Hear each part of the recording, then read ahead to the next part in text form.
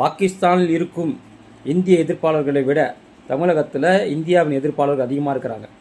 பாகிஸ்தானில் இருக்கும் தேச விரோதிகளை விட தமிழகத்தில் தான் தேச விரோதிகள் அதிகமாக இருக்கிறாங்க. எனவே முதல் தாக்குதலை இங்கே நடத்துங்க.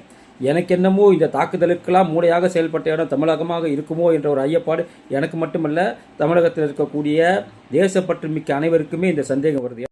பாரத பிரதமர் நரேந்திர மோடி அவர்களுக்கும், உள்துறை அமைச்சர் அமித்ஷா அவர்களுக்கும், இராணுவ அமைச்சர் ராஜ்நாத் சிங் அவர்களுக்கும் ஒரு அன்பான வேண்டுகோள்.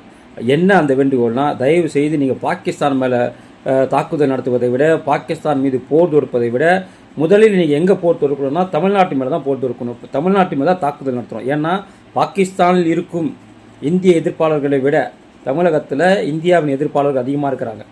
பாகிஸ்தானில் இருக்கும் தேச விரோதிகளை விட தமிழகத்தில் தான் தேச விரோதிகள் அதிகமாக இருக்கிறாங்க. எனவே முதல் தாக்குதலை இங்கே நடத்துங்க.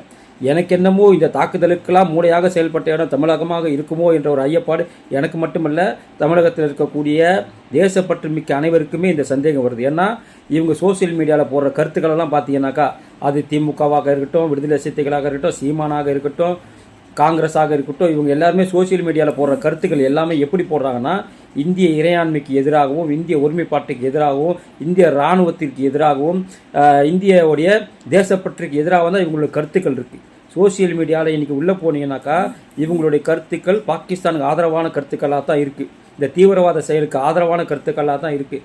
எனவே உங்களுடைய முதல் தாக்குதல் தமிழகத்தின் மீது நீங்கள் கவனம் செலுத்துங்க. தமிழகத்திற்கு தகுந்த ஒரு பாடத்தை பிரதமர் அவர்களும், அமித்ஷா அவர்களும், ராஜ்நாத் சிங் அவர்களும் புகட்ட வேண்டும். ஏன்னா அவ்வளவு மோசமாக இங்கே வந்துட்டு இந்தியாவையும், இந்திய ஒருமைப்பாட்டையும், இந்தியாவுடைய தேசப்பற்றையும் கேள்விக்குறியாக்கும் வகையில் இவர்களுடைய கருத்துக்கள் ரொம்ப மோசமாக இருக்குது. இங்கே சில இஸ்லாமிய அமைப்புகள் கூட அமைதியாக இருக்கிறான். ஆனால் இந்த திமுகவில் இருக்கக்கூடிய, விடுதலை சிறுத்தைகள் இருக்கக்கூடிய இவங்கெல்லாம் போடுற கருத்து இருக்குது பாருங்கள், அதெல்லாம் பார்க்க முடியல. அந்தளவுக்கு தேச துரோகிகள், தேச விரோதிகள், இதுக்கு தீவிரவாதிகளே பரவாயில்ல போல் இருக்குது. இவங்களுக்கு தீவிரவாதிகளே பரவாயில்ல போல் இருக்குது. அந்த அளவுக்கு மோசமான கருத்துக்களை இவர்கள் பதிவிடுகிறார்கள். அதுக்கு மேலே தொலைக்காட்சி ஊடகங்கள் அவங்க என்னன்னா இந்த தாக்குதலை நியாயப்படுத்தி சில மீடியாக்கள் வந்துட்டு, சில தொலைக்காட்சிகள் வந்து அதை நியாயப்படுத்தி கூட பேசுகிறாங்க. இப்படி தொடர்ந்து இந்தியாவுக்கு எதிரான செயல் அதிகமாக செய்யக்கூடிய மாநிலமாக தமிழகம் இருக்குது. எனவே சிறப்பு கவனத்தை தமிழகத்தின் மீது நீங்கள் செலுத்த வேண்டும் என்று தாழ்மையோடு கேட்டுக்கொள்கிறேன் பிரதமர் அவர்களே.